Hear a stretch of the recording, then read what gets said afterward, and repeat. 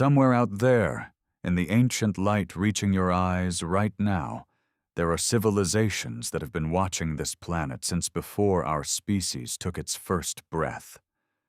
Not watching the way a predator watches prey. Watching the way a parent watches a child learning to walk. This video is about 20 of those civilizations. 20 groups of beings from across our galaxy and beyond who have, according to decades of consistent channeled testimony and physical contact accounts, been quietly, patiently, ethically helping us. We have already explored the YahYel, the hybrid children who will be the first to land openly on our world. We have journeyed through the Pleiadian star nation and their millennia-long investment in human consciousness.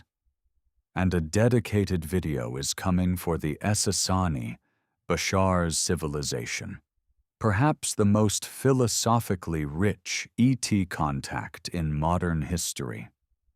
Today we go wider. Today we ask, who else is out there? What do they look like? Where do they come from? And perhaps most importantly, what do they want for us? The answer, across source after source, tradition after tradition, may surprise you. They want us to be free. Find the handle of the Big Dipper on any clear night, follow its arc outward across the sky, and you will arrive at the brightest star in the northern celestial hemisphere. That star is Arcturus. And if the channelings are correct, if the decades of convergent testimony from entirely separate sources mean anything, then that brilliant orange beacon is home to one of the most quietly influential civilizations in our galaxy. The Arcturians have been described in channeled material for well over a century.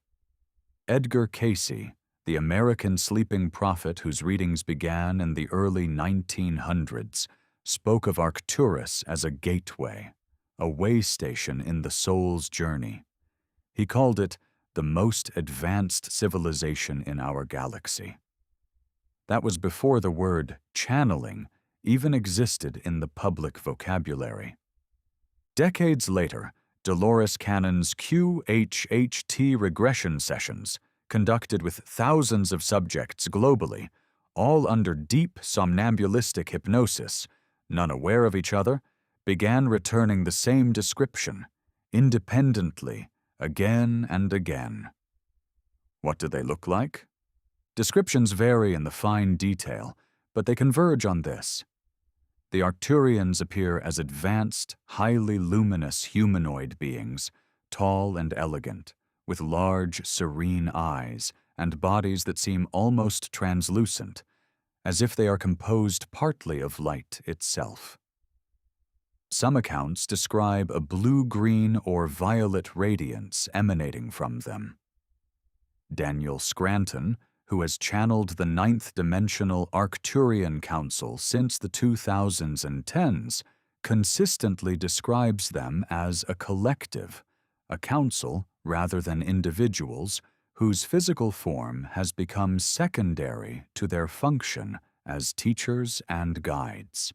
Lissa Royal Holt, one of the most rigorously cross-referenced channels in the field, has described Arcturians as beings who have evolved beyond the need for dense physical existence, while maintaining enough of a physical anchor to serve as translators between purely non-physical intelligence and physical beings like us. Where do they live?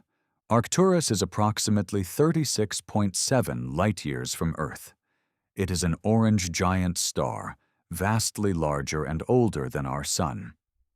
In the cosmology described across multiple sources, Arcturian civilization operates both from the Arcturus stellar environment and from what might be described as a fleet or council structure, orbital installations rather than planetary surfaces, consistent with a civilization that has long outgrown purely planet-bound living. How do they help humanity? Here is where the convergence becomes remarkable. Across sources that have no reason to know of each other, Casey's pre-war readings, Cannon's QHHT sessions conducted with individuals in rural America, Scranton's council channelings, Wendy Kennedy's Pleiadian sessions that reference Arcturian cooperation, the same function keeps appearing. The Arcturians are healers. Not healers of bodies, primarily, though that appears in the record, too. They are healers of consciousness. They specialize in what might be called vibrational medicine, the understanding that frequency, resonance, and light are the foundational substrate beneath all physical reality, and that human illness, whether physical, emotional, or societal, is a form of dissonance in that substrate. They are described as working with humans through dreams, through moments of quiet, through what we might call inexplicable recoveries, and through the subtle nudging of inspiration in artists, healers, scientists, and ordinary people who simply feel, in some unnameable way, called toward compassion. The raw material, channeled by Carla Ruckert across 106 recorded sessions between 1981 and 1984, and considered among the most internally consistent channeled sources ever produced, places the Arcturians within a broader cosmic alliance called the Confederation of Planets in the service of the infinite Creator. 53 civilizations, 500 planetary consciousness complexes, working together, patiently, in service to the same fundamental law. The Arcturians are not here to rescue us. They are here to remind us of what we already are. 8.5 light-years away. In cosmic terms, that is next door, and the beings that some traditions say have called that blazing white star home, the Sirians, may be the most ancient teachers our civilization has ever had. Bashar, the Essassani being channeled by Daryl Anka for over 40 years, describes a specific geometric relationship between civilizations. Earth, Essassani, and Sirius form what he calls a triad, 3 nodes in a shared web of consciousness evolution, each holding a different frequency, each supporting the other's growth. In this framework, Sirius isn't just a star humanity named a dog. It is something closer to an elder sibling in a cosmic family.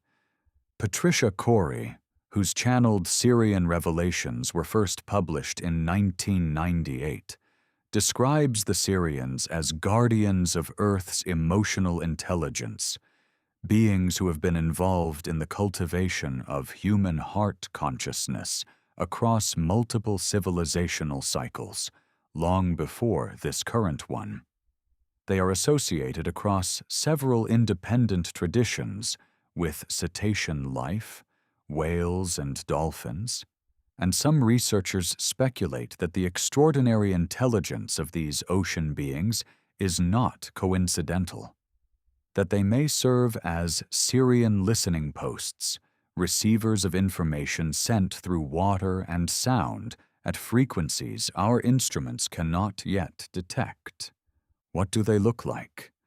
Descriptions of Sirian beings span a wider range than most civilizations in this survey, which may reflect the diversity of the Sirius system.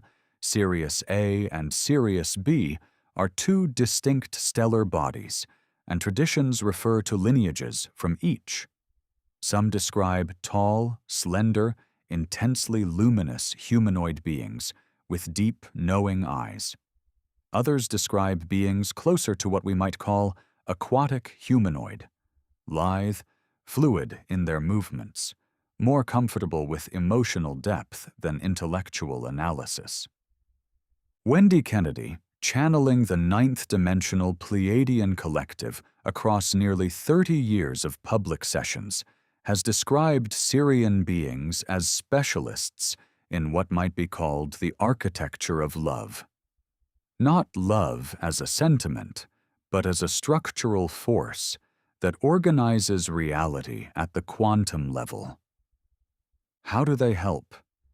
The consistent theme across every source that references Sirians is this: they are here to teach us how to feel without being destroyed by it. In a civilization like ours, one that has been taught to suppress emotional experience, to prioritize rationality over intuition, to treat the heart as a liability, this is perhaps the most radical gift imaginable.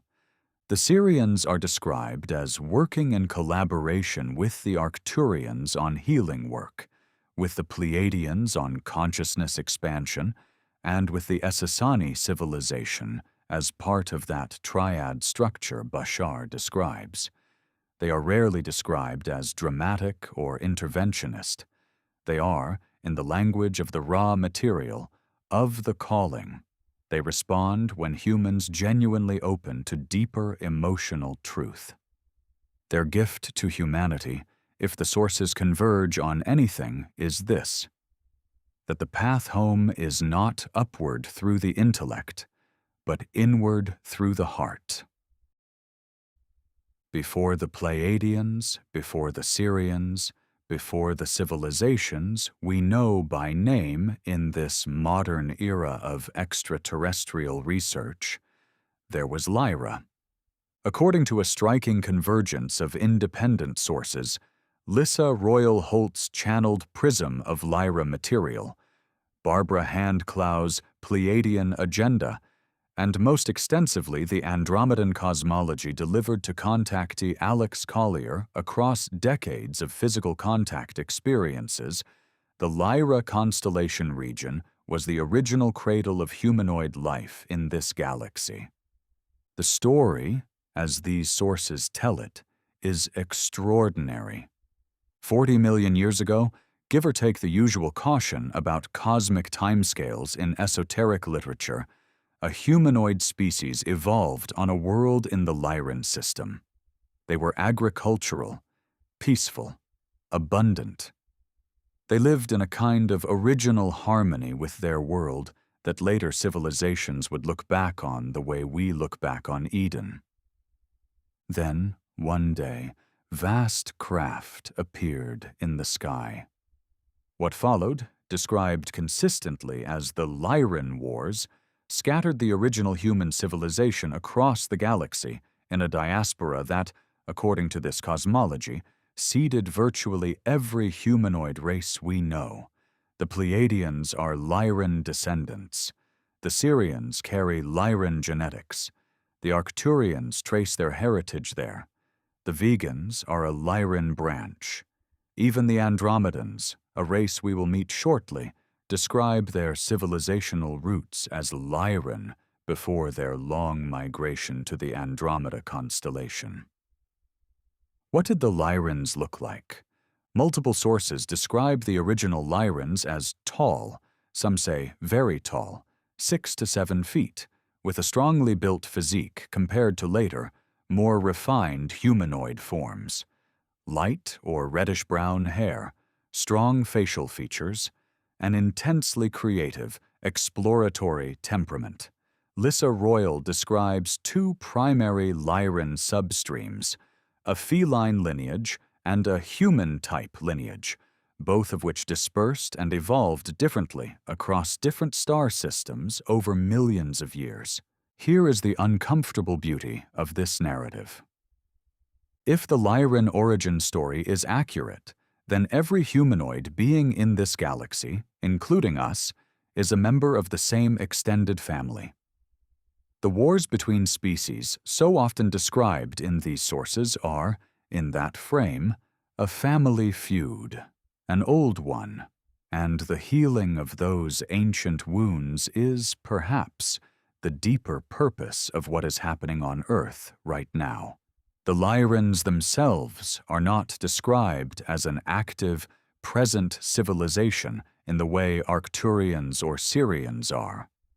They are more like a root system, invisible, underground, the source from which all the visible branches draw their life. But they are our origin. And knowing where we came from, even mythically, even metaphorically, changes something. Vega sits at the very top of the constellation Lyra, the harp constellation, the mythological instrument of Orpheus, the music that could move mountains and soften the hearts of gods. Whether ancient poets knew something we don't is an interesting question.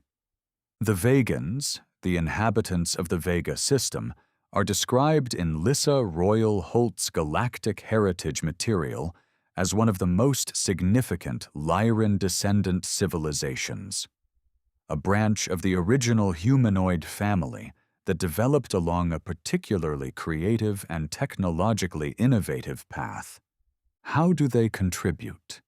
The Vegans are consistently described as contributors to the creative and technological dimensions of humanoid civilization, not as warriors or diplomats, but as makers, innovators, beings who approach existence the way the greatest artists and engineers do, as an invitation to create something that has never existed before. In the broader galactic narrative of this literature, the Vegans serve as what Lissa Royal calls seeders of culture, civilizations that travel not to conquer, but to contribute, leaving behind technology, art, and ways of understanding that uplift wherever they land. For humanity specifically, they are described as one of several civilizations whose genetic material is woven into our own, a legacy not of control, but of gift, deposited in our DNA, like a library waiting to be read.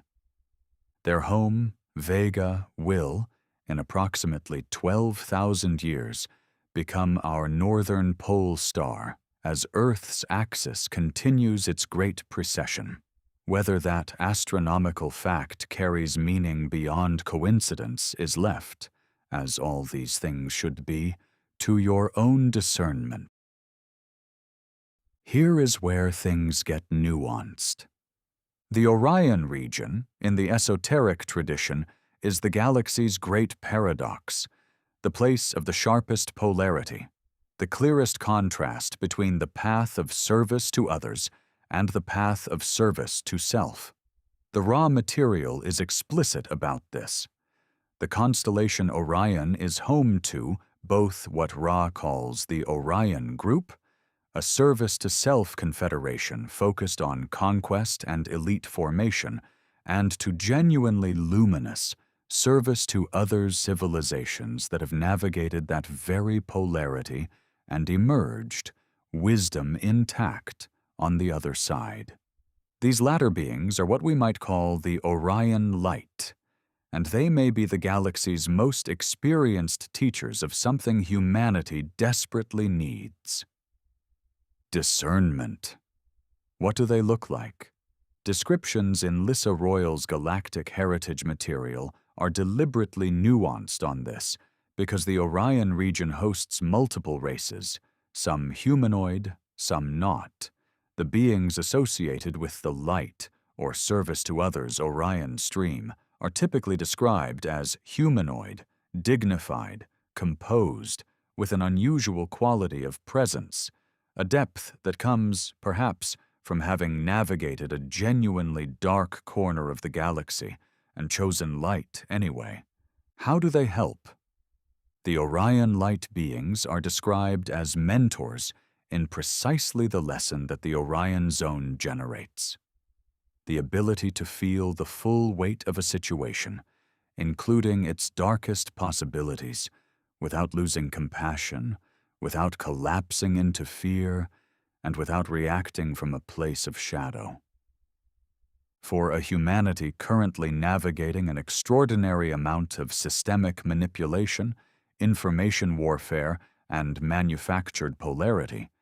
This is not an abstract gift. The raw material places some positively oriented Orion beings within the greater confederation of planets, working in coordination with Arcturians, Sirians, Pleiadians, and others on what might be called Earth's great experiment in consciousness evolution. They are not comfortable beings to be around, some sources suggest, not because they are threatening, but because in their presence, self-deception becomes very difficult. Perhaps that is the point.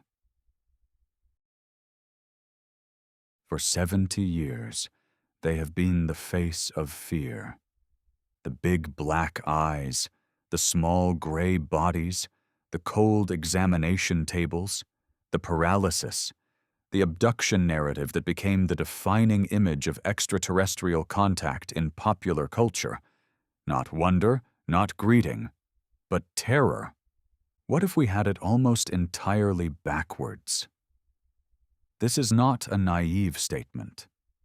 The Zeta Reticulan abduction phenomenon is real, at least in the sense that thousands of people across multiple cultures and decades have described nearly identical experiences with no apparent shared source. That is not nothing. That demands genuine attention. But Bashar, channeled by Darryl Anka since 1983, representing what has become one of the most internally consistent, philosophically rigorous, and testably accurate channeled sources in the modern record, offers a framework that changes everything. Who are they, really?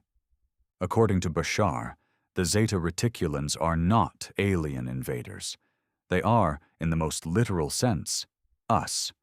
Or rather, a version of us from a parallel dimension, a different timeline, who took a different evolutionary path and arrived at a catastrophic junction: the loss of their ability to reproduce.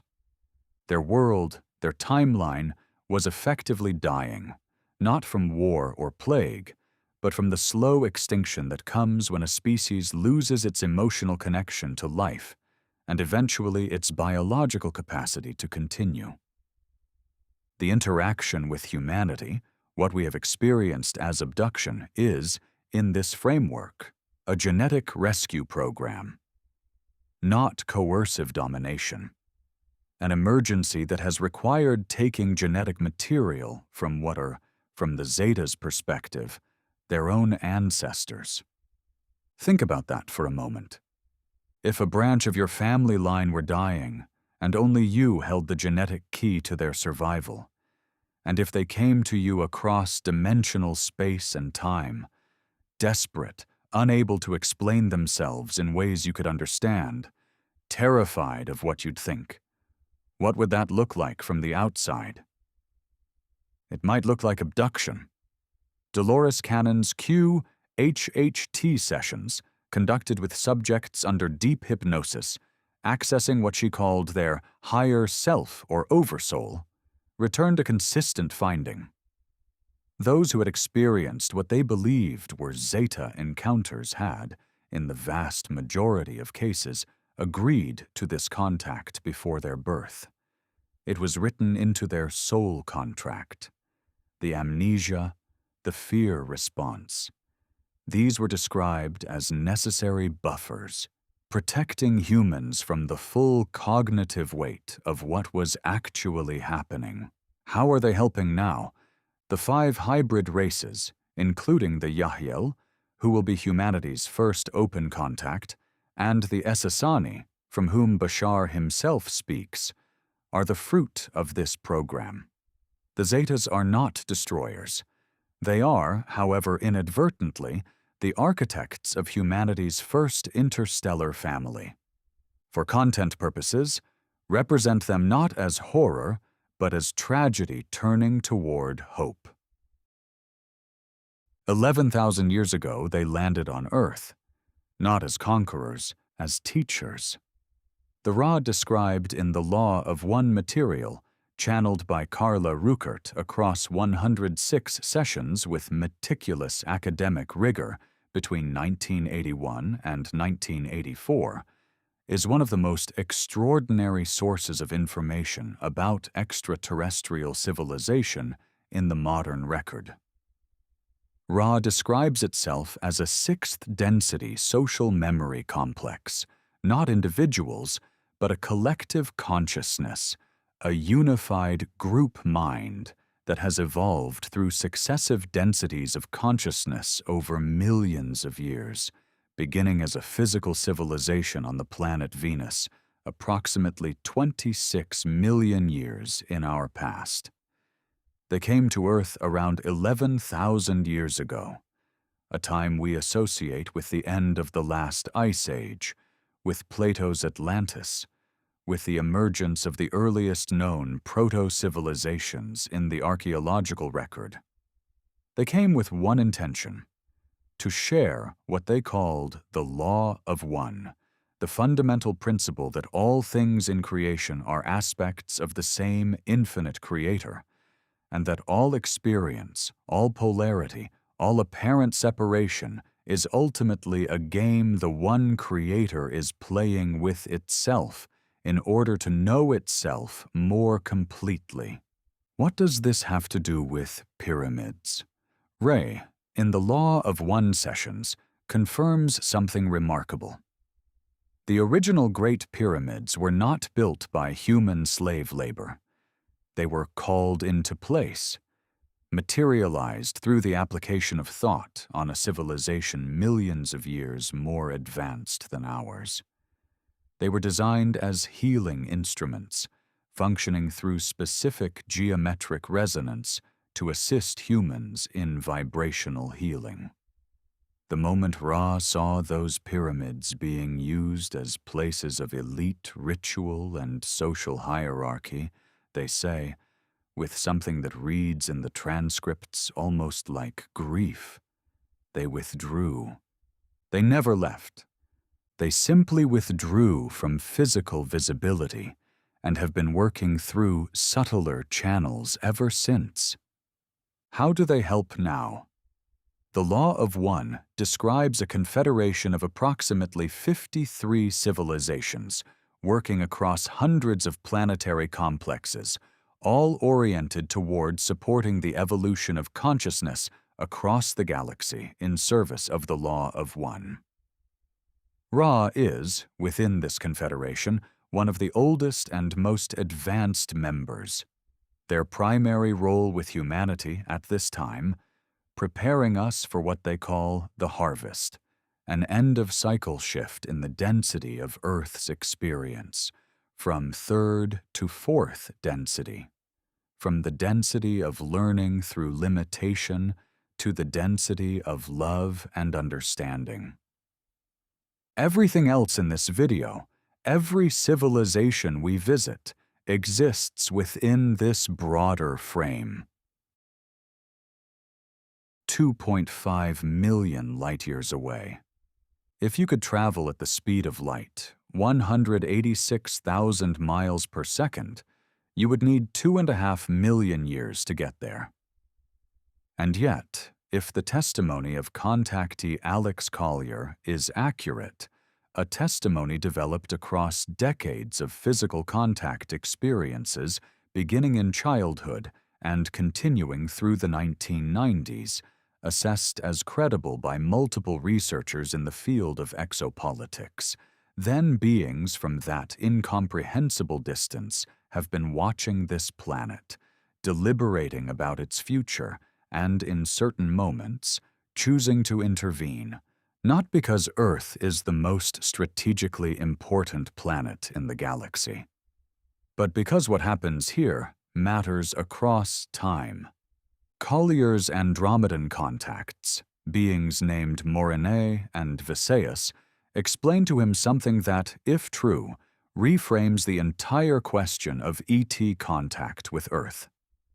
They have used time travel technology to investigate our probable future, approximately 357 years from now. What they found there, a tyranny of extraordinary scope, troubled the Andromedan Council so deeply that they convened a gathering of 139 star systems to deliberate what, if anything, to do about it. The answer they arrived at: alert humanity now, so that humanity can choose differently. What do the Andromedans look like? Light blue skin, notably tall, though within humanoid range. Wide, deep eyes that Collier described as containing something very old.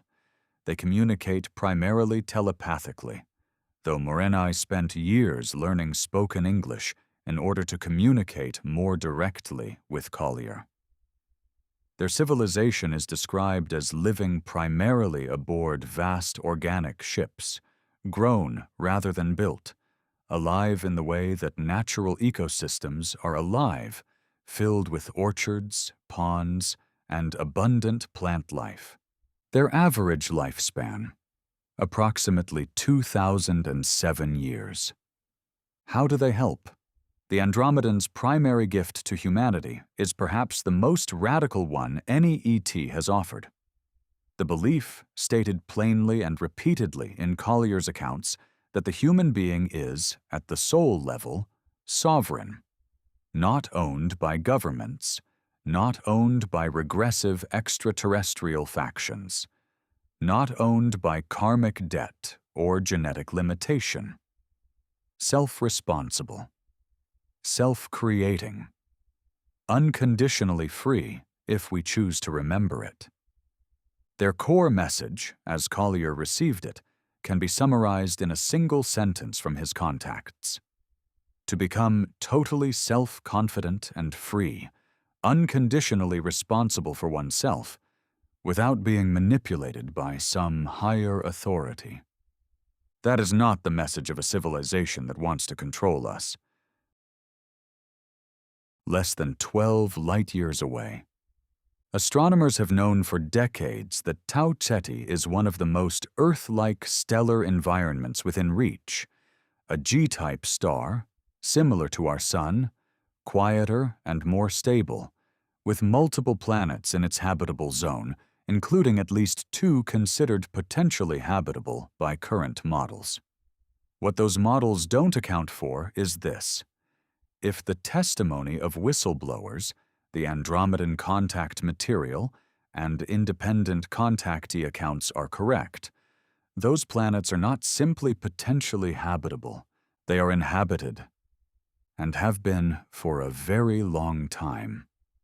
Alex Collier's Andromedan contacts describe the Tau Cetians as a liberated race, a civilization that, like the Andromedans themselves, has moved beyond the period of subjugation by regressive ET factions and emerged into genuine self-determination.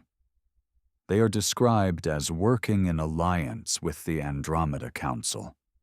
Perhaps more remarkably, a whistleblower known pseudonymously as Oscar, interviewed by researcher Frank Crawford, described a physical encounter with a captured ET from a craft that came down near Phoenix, Arizona in 1961. The being, nicknamed Hank by those who interacted with him, confirmed that he was from the Tau Ceti/Epsilon Eridani system. He was, by all accounts, cooperative, gentle, and deeply concerned, not about being held captive, but about humanity's trajectory. How do they help? The Tau Cetians' specialty, across multiple independent accounts, is something deceptively unglamorous but desperately needed. They help us see clearly. Specifically, they are described as specialists in identifying and exposing the mechanisms by which societies are subverted, how control systems work, how information is weaponized, how manufactured division is used to prevent unified human response to genuine threats. They don't do this through dramatic intervention. They do it the same way the best teachers always do, by showing up, offering the map, and trusting us to read it.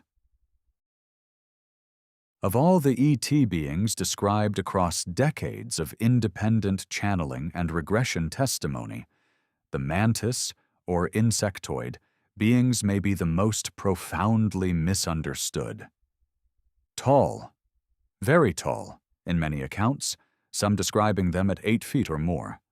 Spindly, elongated limbs, triangular heads with compound or faceted eyes that refract light in colors humans find difficult to name. They move with an eerie deliberateness that witnesses often describe as both disturbing and, once the initial shock passes, somehow deeply calming. In the popular imagination, shaped by decades of science fiction horror, they are the nightmare.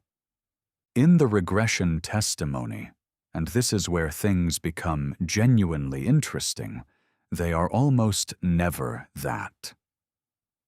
Dolores Cannon, who conducted more somnambulistic regression sessions than perhaps any researcher in history, recorded consistent descriptions of mantis beings across thousands of independent client sessions conducted with no contact between subjects. The pattern that emerged was striking. Mantis beings appeared most frequently not as aggressors, not as abductors in any traumatic sense, but as what might be described as presiding physicians or overseers, beings present at crucial junctures in a soul's journey, particularly around the hybridization program involving the Zeta Reticulans, Cannon's own conclusion expressed repeatedly in her books. These beings are not malevolent. Their energy, when it comes through in the session, is invariably described by subjects as deeply neutral, intensely focused, and, beneath the unfamiliar exterior, compassionate.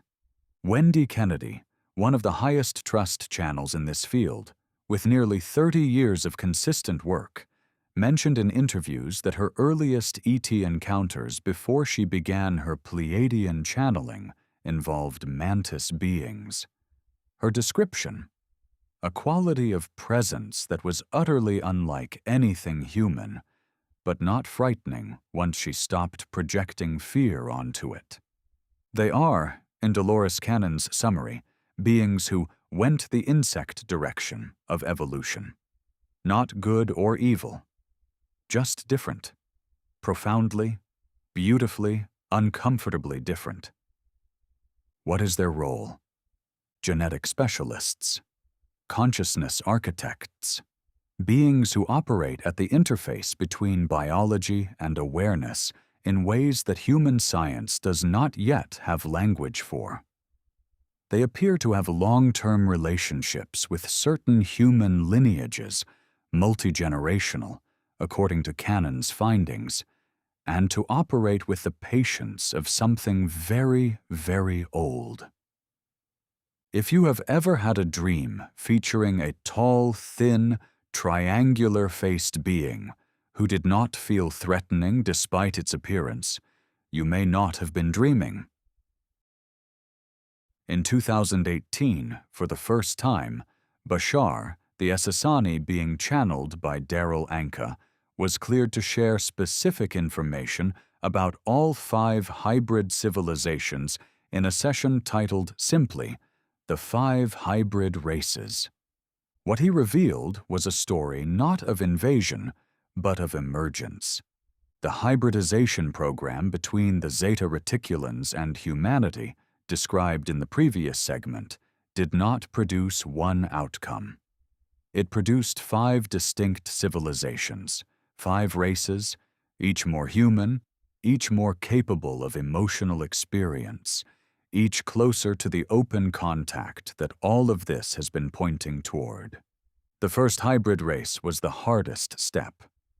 Beings who looked largely extraterrestrial, who had neurological challenges, who could not yet reproduce independently. Some of them still exist, Bashar says, serving primarily as observers and helpers within the program itself. Living bridges between the gray alien world and the human one, at a moment when those two realities were still almost entirely incompatible. They are rarely described in detail in public channeling. Their role is quiet, preparatory, and humble.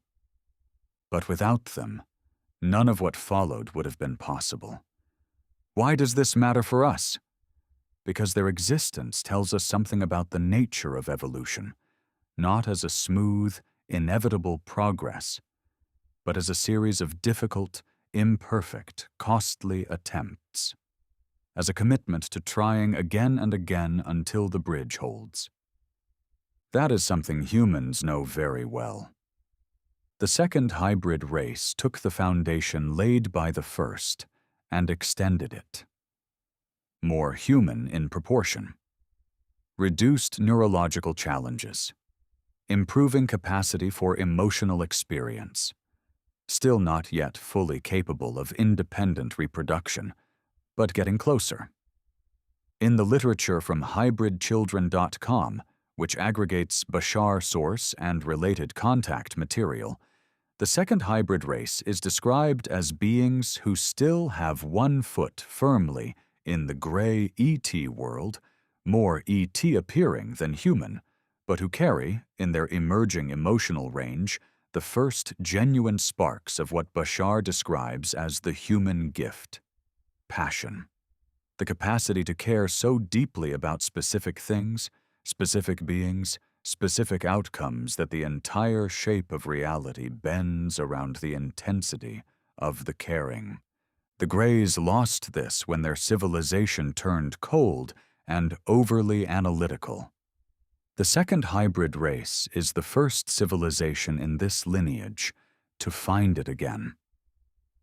They are not here in physical contact with us in the way the YahYel will be, but they are watching. They are invested. They are, in a very real sense, rooting for us, because we are their direct ancestors, and our success is their origin story. In that same 2018 session, Bashar was asked about the fourth hybrid race. His answer was unusual. He said, "I am not yet cleared to share their name." In 40 years of channeling, Bashar has withheld very little specific information on the grounds of permission. This is one of those rare cases. What he shared: the fourth hybrid race occupies a position between the Essassani, his own civilization, and the YahYel, the nearly human hybrids who are scheduled for first open contact. They are more human than Bashar, less human than the YahYel. They serve primarily in what might be called diplomatic and cultural bridge roles, beings comfortable enough in both ET and human energetic space to help facilitate understanding between the two. Not teachers exactly, not guides exactly, something closer to what a skilled cultural interpreter does, holding two worlds simultaneously, translating not just language, but the entire emotional and cognitive experience of what it is to be alive in each. Secondary sources have applied the name YahYel to this race. Whether this name is accurate to primary Bashar material is uncertain, but the role is clear. They are coming, just not quite yet. The Nomos are perhaps the most mythologically deep-rooted entry in this survey. The Dogon people of Mali, West Africa, possess astronomical knowledge that has mystified scholars for generations. Knowledge of Sirius B, a white dwarf companion to Sirius, that is invisible to the naked eye, and was not formally identified by Western astronomy until 1862, using a powerful telescope. The Dogon not only knew of its existence, they described its orbital period accurately, its density correctly, and its position in a system of cosmology that aligns remarkably with modern astrophysics. Their explanation for how they knew? The Nomo, amphibious, intelligent beings from the Sirius system, taught their ancestors thousands of years ago. In esoteric lore, the Nomos are described as corporeal, water-associated beings, not human in the mammalian sense, but intelligent and communicative, associated with oceans and the deep wisdom that water symbolizes across virtually every human culture.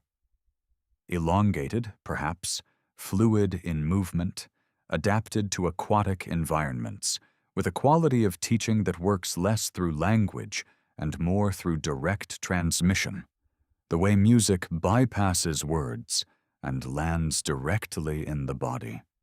The Syrian cetacean tradition, the idea that whales and dolphins carry extraterrestrial awareness, finds its deepest roots here.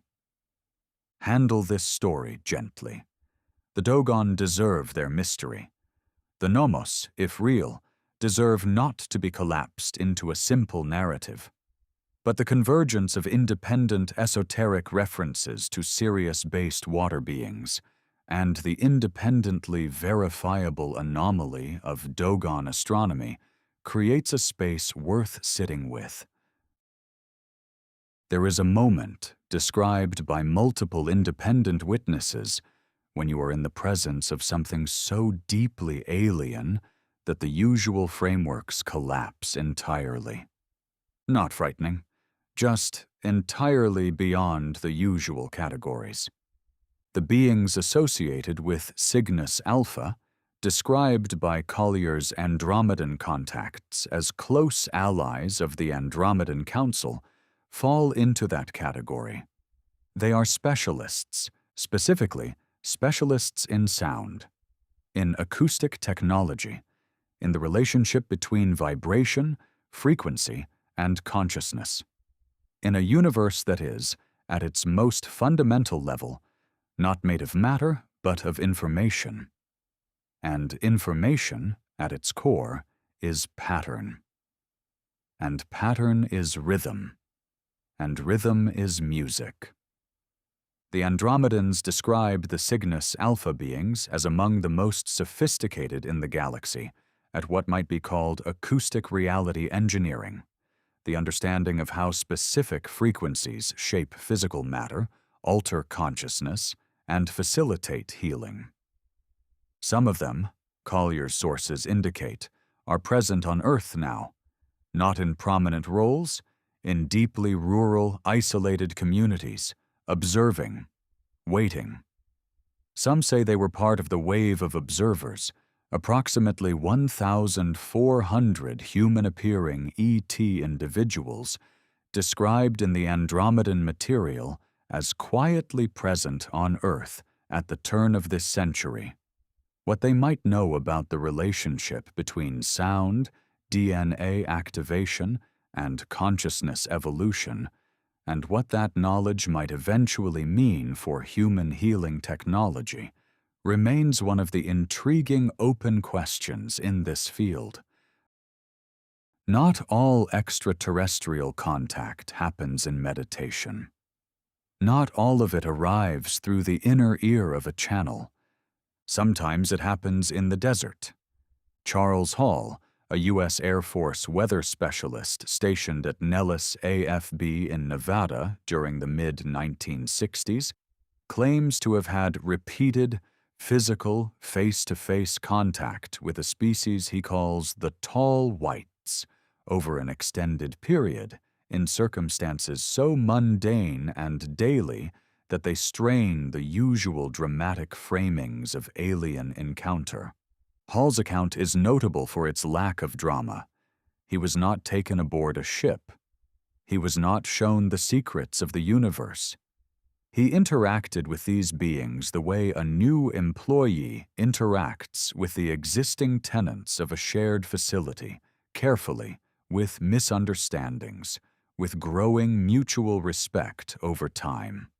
What emerges from his 4-volume memoir is a portrait of a species that is neither the savior nor the villain of the typical ET narrative.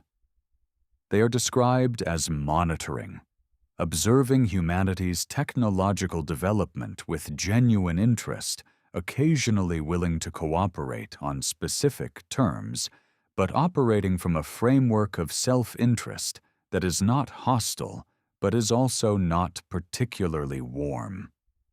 What we can say is this: they are corporeal. They are real, in Hall's account. They live a very long time.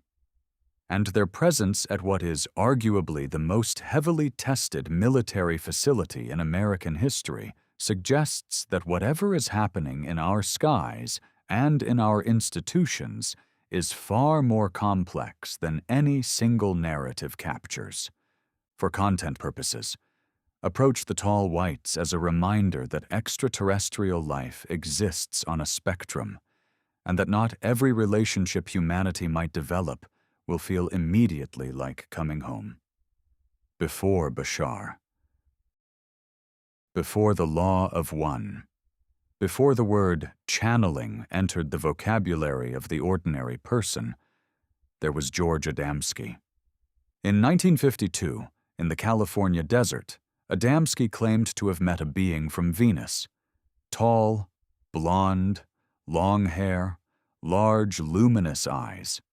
A face that Adamski described as radiating such profound compassion that he felt, in the being's presence, simultaneously seen and cared for in a way he had never experienced from another human. The being's message was simple: stop the nuclear weapons. You are not alone. You are part of a family you have forgotten. Whether Adamski's contact was exactly what he said it was, the narrative he introduced in Flying Saucers Have Landed, 1953, co-written with Desmond Leslie, seeded a cultural archetype that has never left the human imagination. The space brother. The benevolent Nordic. The humanoid from the sky who looks like us, loves us, and wants us to grow up before we destroy ourselves. The content of that message has been remarkably consistent across the 70 years since. Multiple channeling traditions describe humanoid beings from various stellar origins, particularly the Pleiades and associated Lyran descendants, whose physical appearance broadly matches what the contactee movement called Nordics. The message has not changed. You are more than you believe. You are not alone. Please be careful with what you are building. For narrative and visual purposes, treat the Nordic/Space Brother tradition as the first chapter of a story that has grown vastly richer and more complex since 1952, but that still contains, in its simple core message, something worth honoring. Two things are simultaneously true about Venus. Modern planetary science tells us it is a hell, 900 degrees Fahrenheit on the surface, atmospheric pressure 90 times that of Earth, clouds of sulfuric acid. A place where human bodies would be crushed and dissolved within seconds. And the raw material, one of the most rigorously documented, internally consistent channeled sources in the modern record, tells us that Ra's own civilization began on Venus in third-density physical form approximately 26 million years ago. How do you hold both of those things? With the understanding that time is not what we think it is. The Venus that Ra describes is not the Venus of today. It is the Venus of a very different era, one in which that planet's surface conditions were different, or one in which that civilization existed at a dimensional frequency not captured by our current instruments. The 1950s contactee Venusians, Adamski's Orthon, and others described in that era of contact literature are best understood as a cultural layer, a mythology that contained real information about human ET contact, wrapped in the cosmological assumptions of the time. The people receiving those contacts didn't have the framework of dimensional physics or the concept of parallel reality timelines. So they placed the beings they encountered in the nearest available other world, Venus. The deeper truth they were pointing at, that ancient, highly evolved civilizations have an interest in humanity's development, is real, even if the specific planetary address was a simplification. Venus, in this literature, is less a place than a symbol. The morning star. The light that appears before the dawn. Let's now talk about the broader Pleiadian tradition, with reference to Barbara Marciniak, Wendy Kennedy, and Barbara Handclough, who consistently describe Pleiadian clans with a strong investment in human liberation, emotional authenticity, and the recovery of ancestral memory.